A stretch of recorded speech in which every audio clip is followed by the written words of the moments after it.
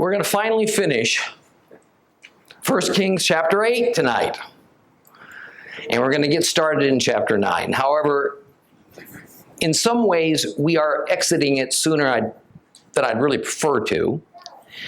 And like a few other places in the Bible, this is one of those chapters that we could camp here for a long time. Still not fully explore the depths of its content. So we're going to reread 1 Kings chapter 8, verses 54 to the end, and discuss those passages shortly. But first of all, I feel compelled to revisit verses 27 through 30 for just a few minutes, because within these passages, we have one of the wisest men who ever lived, utterly bewildered in trying to understand and express just who God is, the nature of his substance, how to describe him, how to explain in words and human thought this mysterious reality of God in his presence. So open your Bibles to 1 Kings chapter 8. We're just going to read verses 27 through 30. If you have a complete Jewish Bible, it's page 378.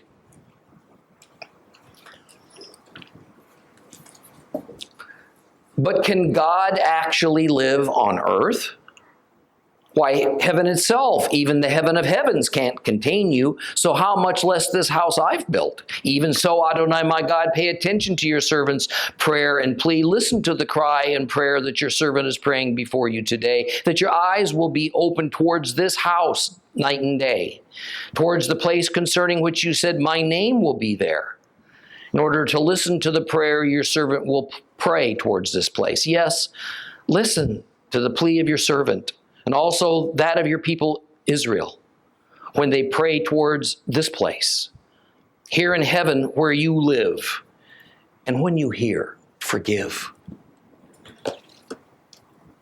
Solomon's frame of reference is that while the temple is called Yahweh's house, God's Beit or Bait in Hebrew, and his dwelling place, that in fact Solomon inherently knows that God does not actually live there, but rather he lives in heaven. And yet, the idea of God living in heaven isn't fully satisfactory to Shlomo's mind, because if heaven is a definable place, it can't then possibly be sufficient to house the limitless Creator.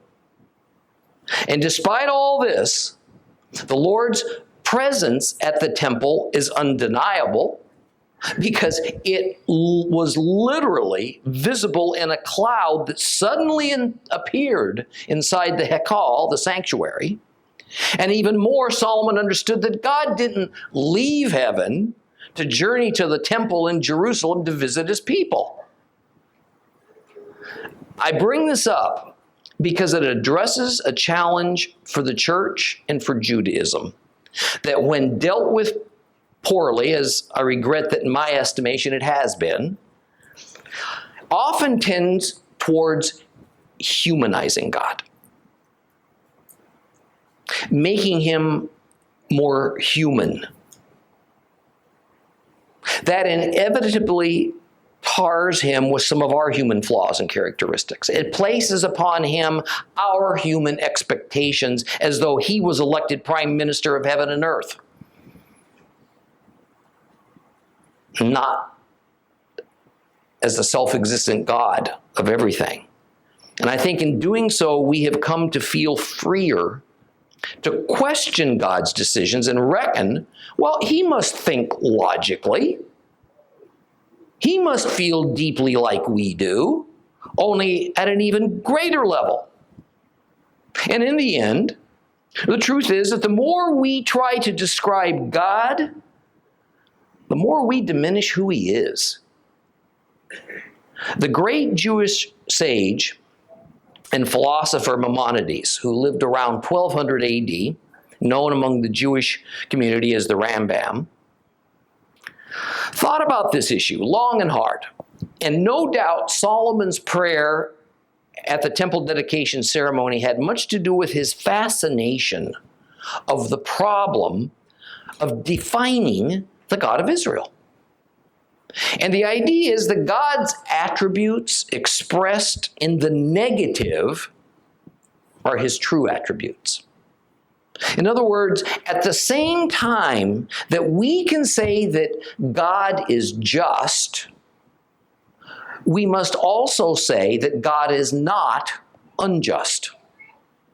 And while we can say that God is wise, we must also say that God is not unwise. Now that might sound like a lot of double talk until we grasp, but Maimonides is saying that unlike humans, the foundational traits of God have no opposites in him. If you remember back to Genesis and our lesson there in chapter 6, we had a lesson that included what I call the principle of opposites. That's a fundamental and immutable trait of our universe. It says that God created our universe based on a foundational law that everything in and of our universe will have an opposite. If there's an up, there's a down. If there's a near, there's a far. If there's light, there's darkness. If there's a male, there's a female. If there's good, there's evil. If there's birth, there's death. On and on and on. And the Rambam tells us that while we can define God best by means of expressing his attributes in the negative, we can't do the same thing with humans. For instance, while we can say with assurance that God is knowing, and must also say then that God is not unknowing, we can't say that same thing regarding humans. That is, while I can say that humans are knowing, I can't say that humans are unknowing, for in fact, humans can be both knowing and unknowing depending on the individual and on the circumstance. In other words, God is such a holy other being than humans that while humans are essentially a fleshly container of opposites, God isn't. A human being's fundamental nature, we are creatures of opposites.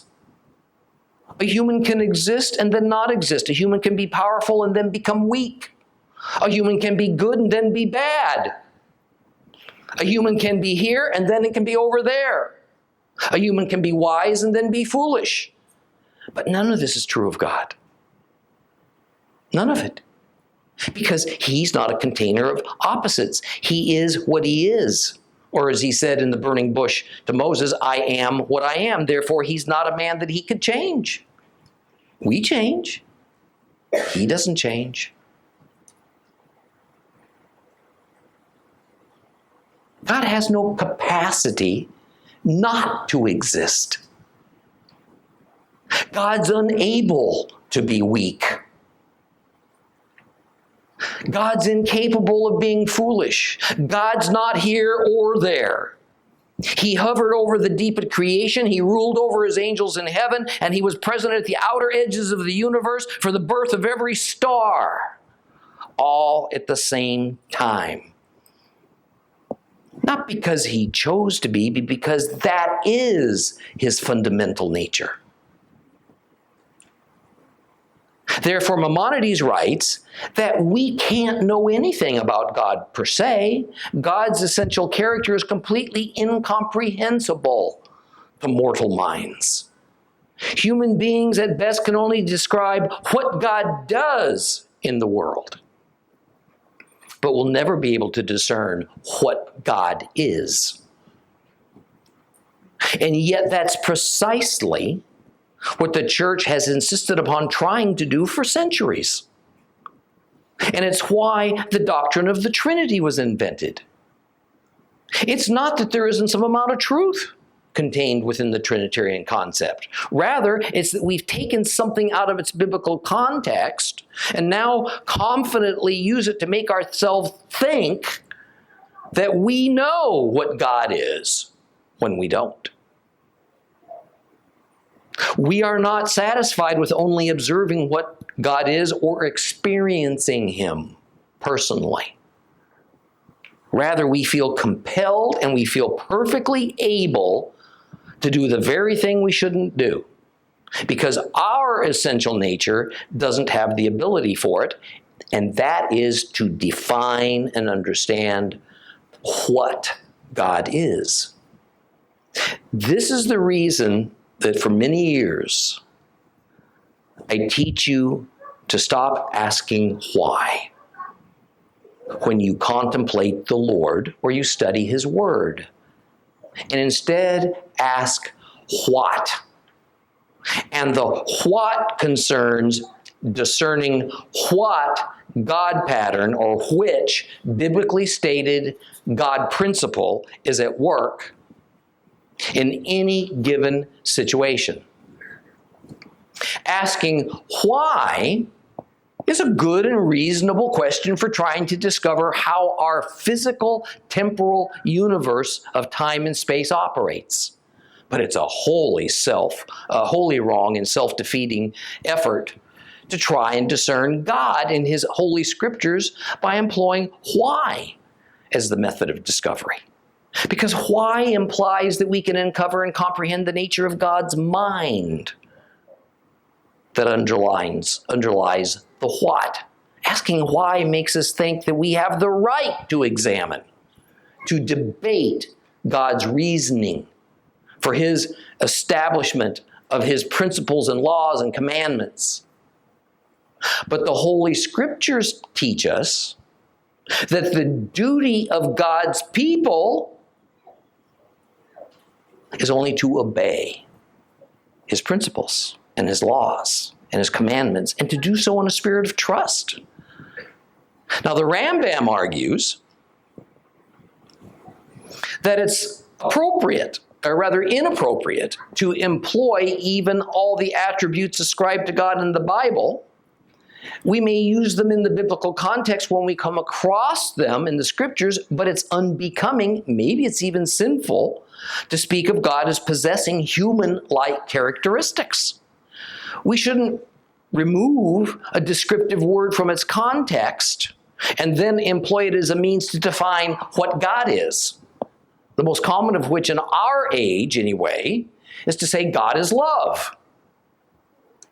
Human language always falls short. Whenever speaking of God, words become devalued, and they can't hope to contain the cosmic mystery of God's being and His presence. Human language falters. It's utterly impotent. Although we are often certain that we finally captured God's essence in those fine words. If words have difficulty describing the beauty of a sunset, or a classic work of art, how much more so are words clumsy and ineffectual in describing the reality of God?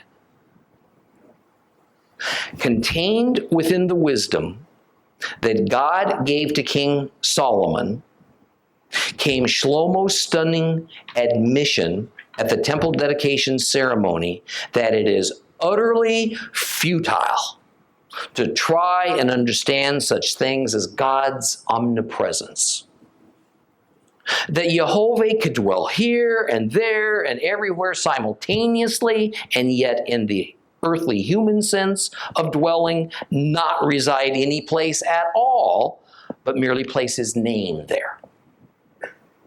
So in the end, all Solomon asked for is that no matter where God's people might be, that if they will direct their prayers towards God's designated earthly place of meeting, the temple on Mount Moriah, that God will hear and act on those prayers in His sovereign will.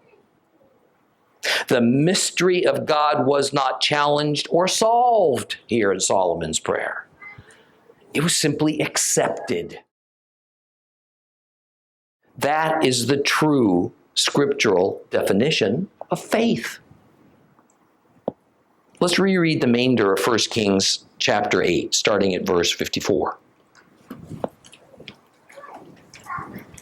If you have a complete Jewish Bible, that'll be page 379. We'll start at 54 and go to the end.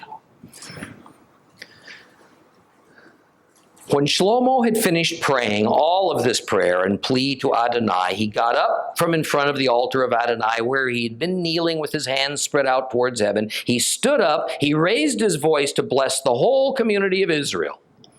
And he said, "Blessed be Adonai, who has given rest to his people Israel in accordance with everything he's promised.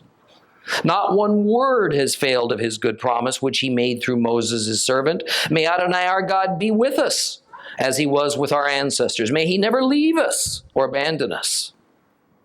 In this way, he will incline our hearts towards him, so that we will live according to his ways and observe his mitzvot, his commandments, his laws and his rulings, which he ordered our fathers to obey. May these words of mine, which I have used in my plea before Adonai, be present with Adonai our God day and night, so that he will uphold the cause of his servant and the cause of his people Israel day by day. Then all the peoples of the earth will know that Adonai is God. There is no other. So be wholehearted with Adonai our God, living by his laws, observing his commandments, as you're doing today." And then the king, together with all Israel, offered sacrifices before Adonai. And for the sacrifice of peace offerings, which Shlomo offered to Adonai, he offered 22,000 oxen and 120,000 sheep. Thus the king and all the people of Israel dedicated the house of Adonai. And that same day, the king consecrated the center of the courtyard in front of the house of Adonai, because he had to offer the burnt offering, the grain offering, and the fat of the peace offerings there. For the bronze altar before Adonai was too small to receive all the burnt offering, the grain offering, and the fat of the peace offerings. So Shlomo celebrated the festival at that time. And all Israel, a huge gathering that had come all the way from the entrance of Hamath to the Wadi of Egypt, celebrated with him before Adonai our God for 7 days, and then for 7 more days, 14 days in all. And on the 8th day, he sent the people away. And they blessed the king, and they returned to their tents full of joy and glad for all the goodness Adonai had shown David his servant, and to Israel his people.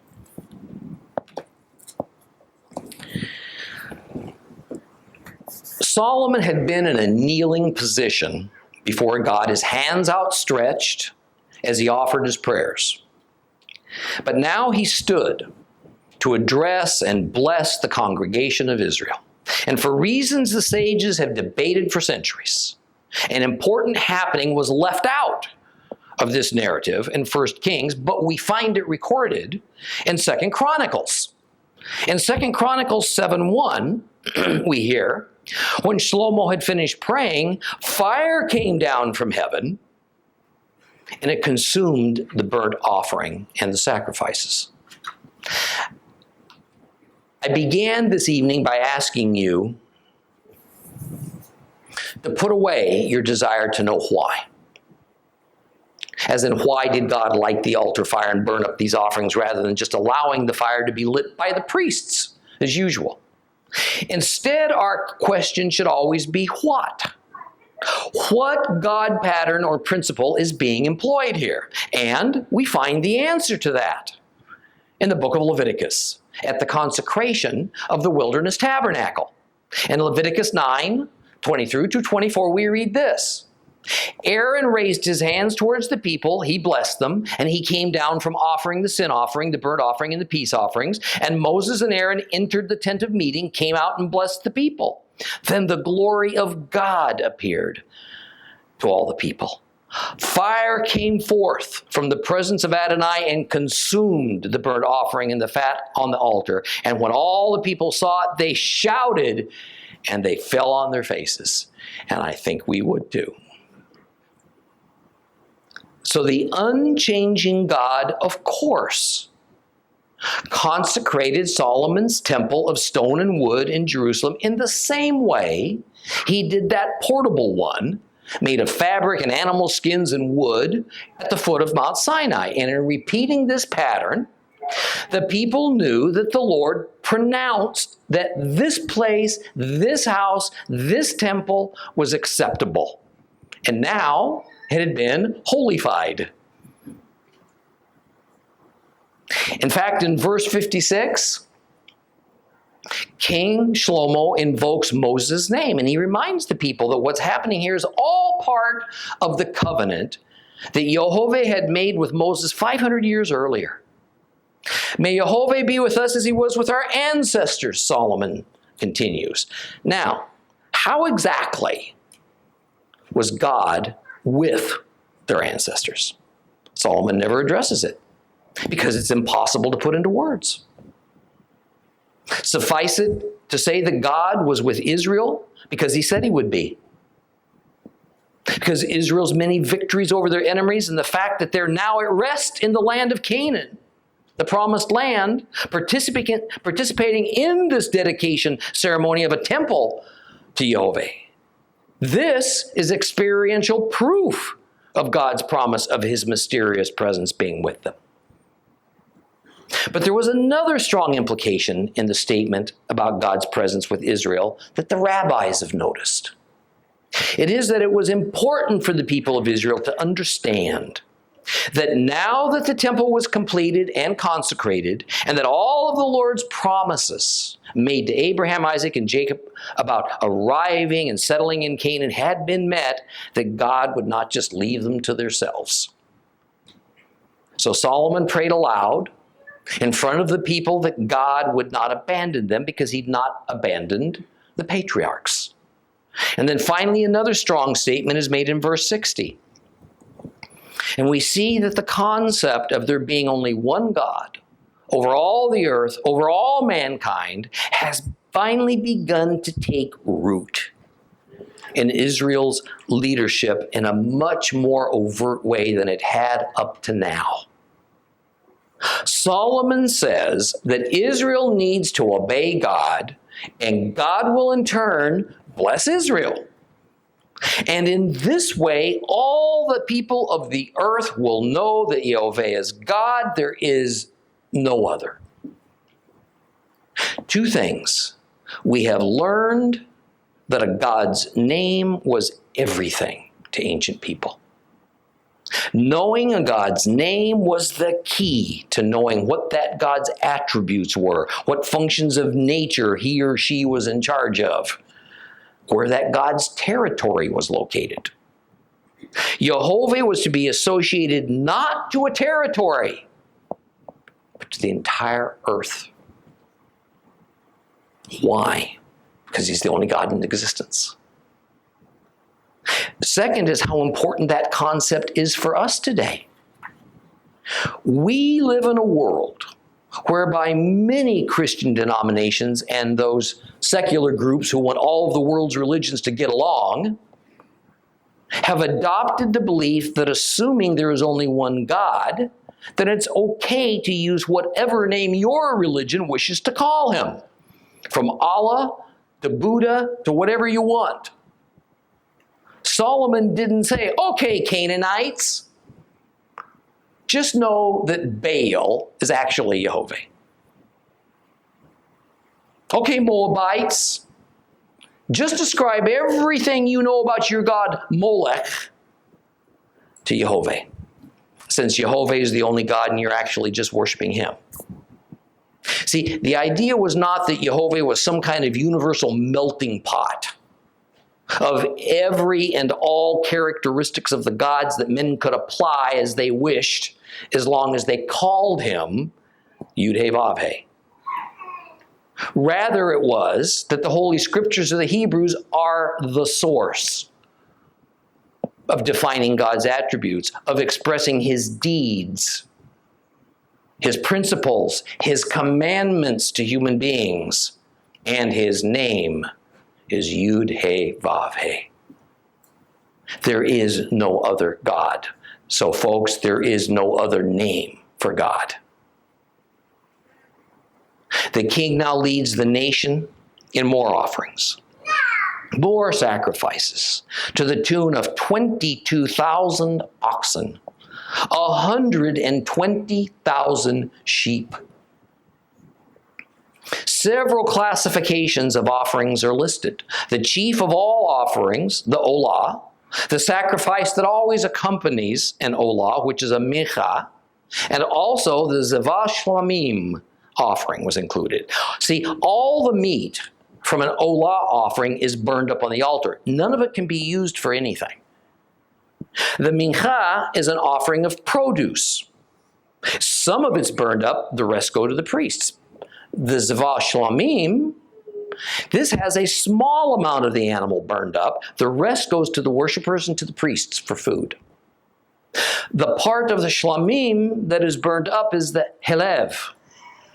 This is the best fat. This is the fat that surrounds the organs. And generally speaking, all the meat of the Shlamim offering is used for food, for the worshipers, and for the priests. So we see that because thousands upon thousands of people came for this dedication, and they would be there for 2 full weeks, guess what was needed? Food.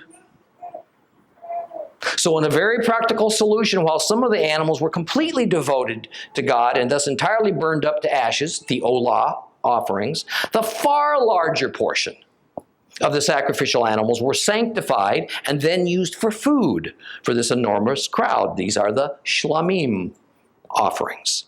However, the sheer quantity of animals that had to be processed and offered in whole or in part on the altar meant it was physically impossible for the great altar of burnt offering to even handle it all. Thus, another means of accepting these sacrifices had to be arranged. That's what's being discussed in verse 64.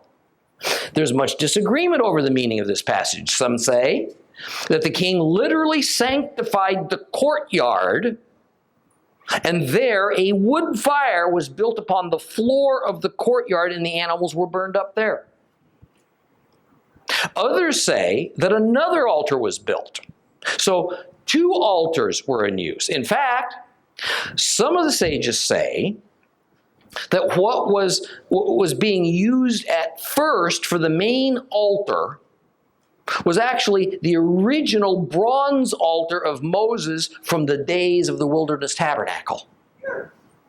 But now Solomon had an excuse to build a second, much larger altar, and this larger altar is what was in the courtyard.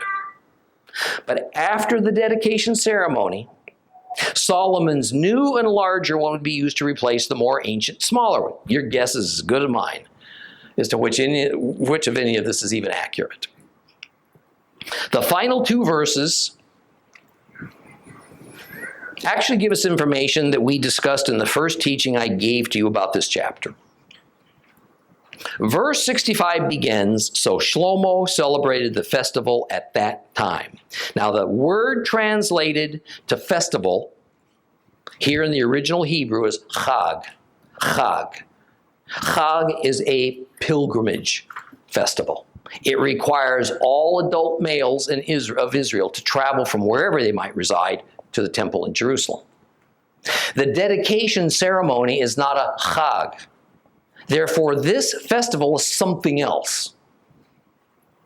And in this case, it's referring to one of 3 possible God-ordained biblical feasts in the Torah law, among which are Matzah Shavuot and Sukkot. All of these pilgrimage festivals. I want to remind you that it is common in the New Testament and in modern Jewish conversation to call the first of these pilgrimage festivals Pesach, Passover, instead of matzah, unleavened bread. But that's technically not correct. Pesach, matzah, and bichrim is the series of springtime feasts that occurs in rapid-fire succession. Passover first, unleavened bread the next day, and the day after that's first fruits, bichrim. Passover is a 1-day feast. Unleavened bread is a 7-day feast. First fruits is a 1-day feast. It is the feast of unleavened bread that is the Chag, the pilgrimage festival, not the Passover, not first fruits.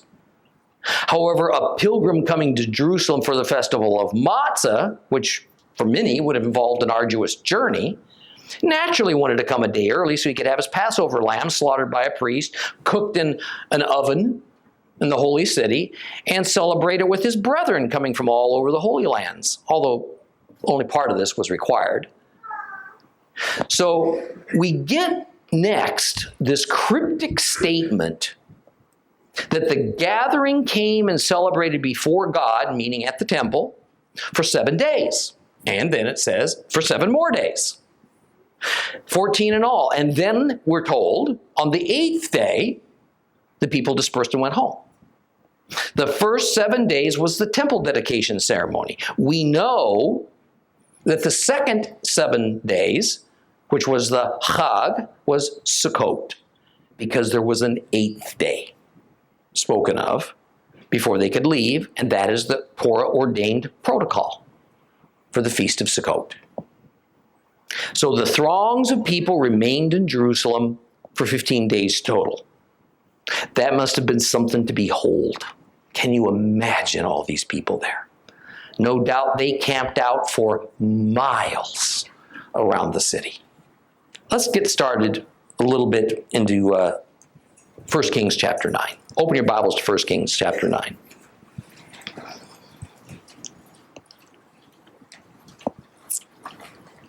We're going to go ahead and read the whole chapter. 1 Kings chapter 9. If you have a complete Jewish Bible, it's page 380.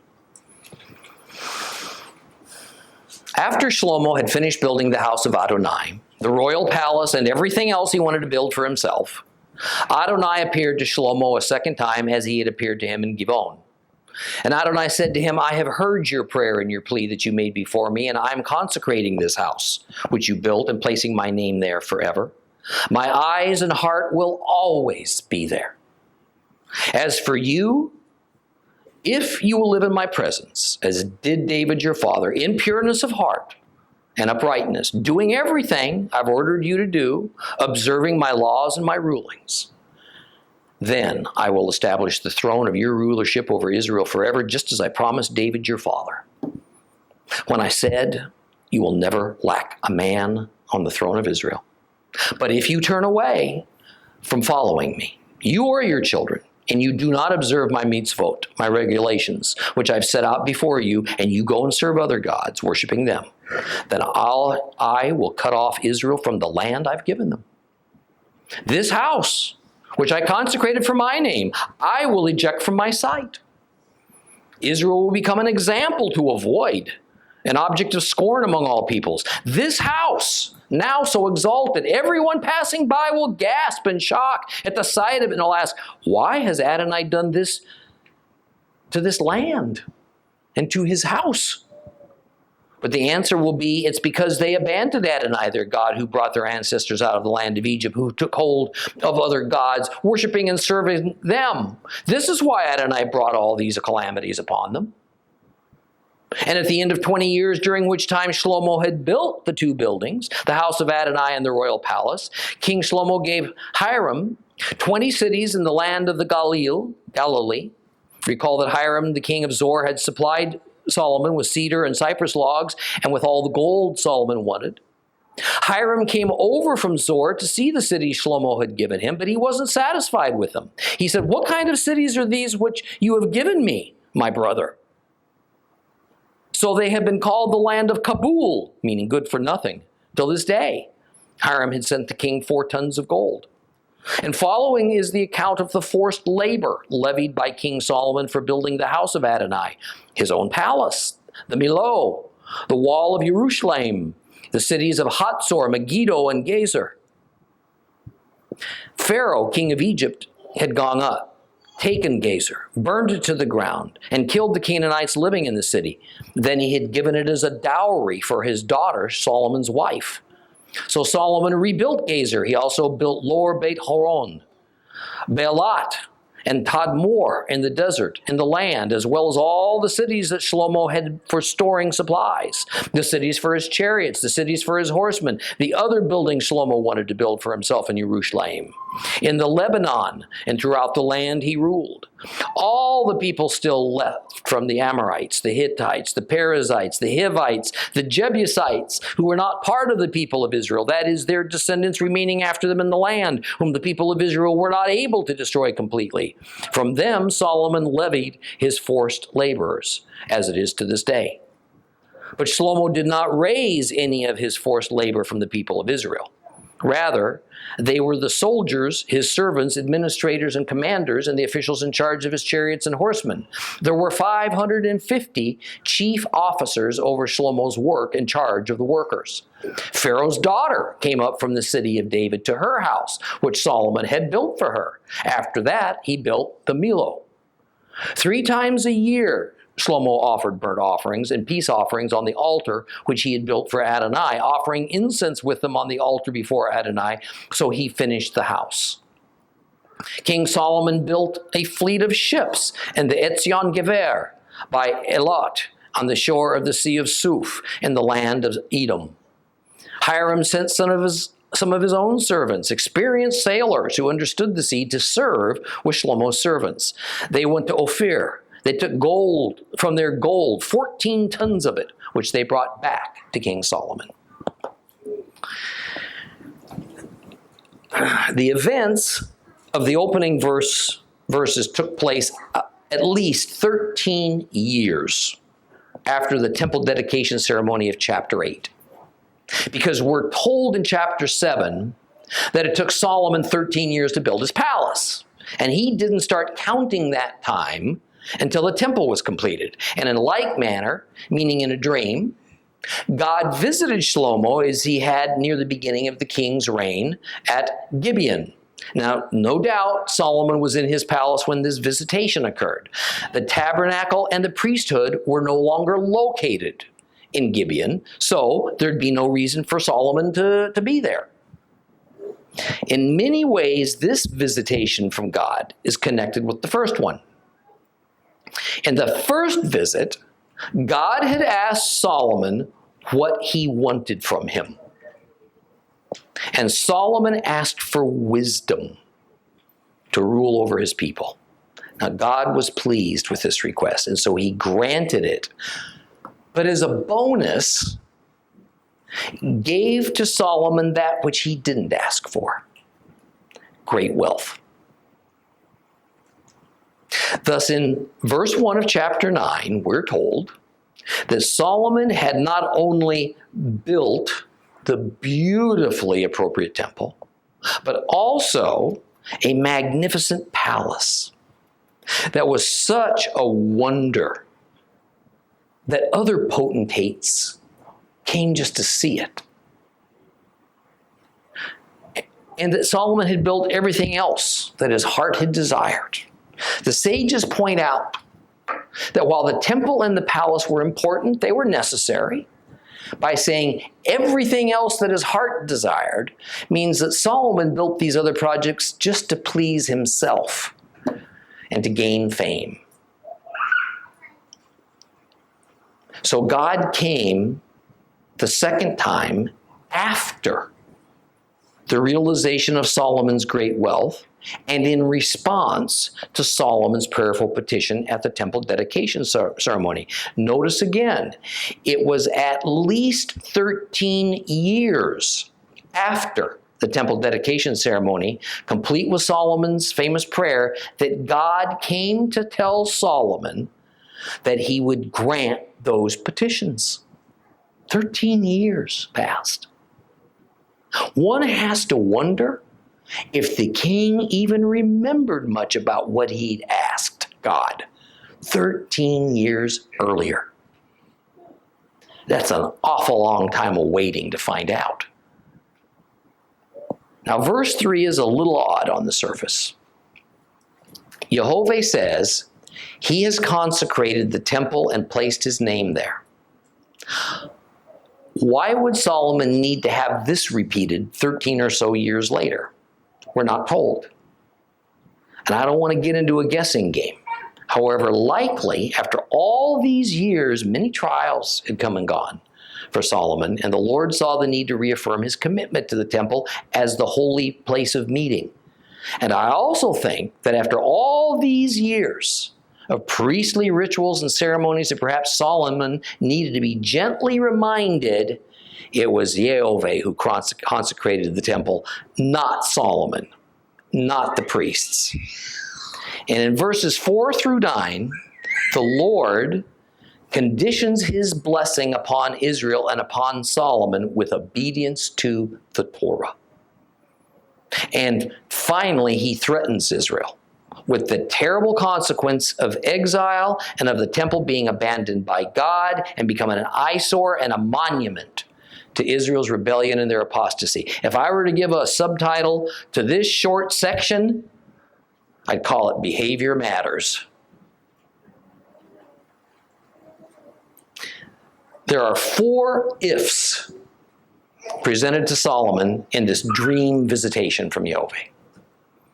That is, these are the 4 conditions set down for God's continued kindness and blessing over Israel. And since this is concerning how God deals with Israel as a nation, as opposed to them individual by individual, then as we have seen it developed in God's Word, the national condition from God's perspective is reflected in the national leadership. That's scary. In this case, because Israel's a monarchy, the national leadership is one person, the king, King Solomon. And the 4 ifs are these. 1, if Solomon lives in Yahweh's presence, this means being submissive to God, following his ways. 2nd, if Solomon displays pureness of heart and uprightness, this means integrity and morality based on God's definition of those traits. 3rd, if Solomon does what God commands.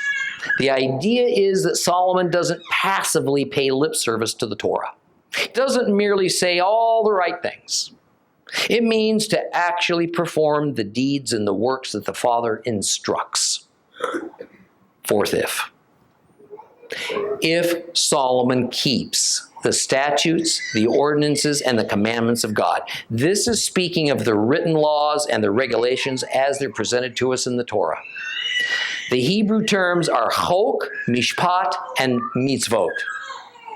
And the idea is that together, all of these form all the rules of ritual purity, all the do's and don'ts that define morality, that defines the civil laws, that defines social justice, and all the procedures for bringing about God's justice faithfully. If Solomon is faithful in all of these things, then the Lord will ensure that a king will sit on Israel's throne that comes through Solomon's line. Let's stop and remember here that David had many sons through many wives and concubines. So a number of family branches of David exist now. Much like Yahweh selected Aaron from the line of Levi to be the high priest, then from among Aaron's sons, the Father ordained Eleazar to be the line from which further high priests would come, so it is the same for Solomon. But for Solomon's line to continue to supply Israel's kings, not some other descendant of David, then Solomon has to keep those 4 conditions. And we'll continue with chapter 9 next time. Please rise.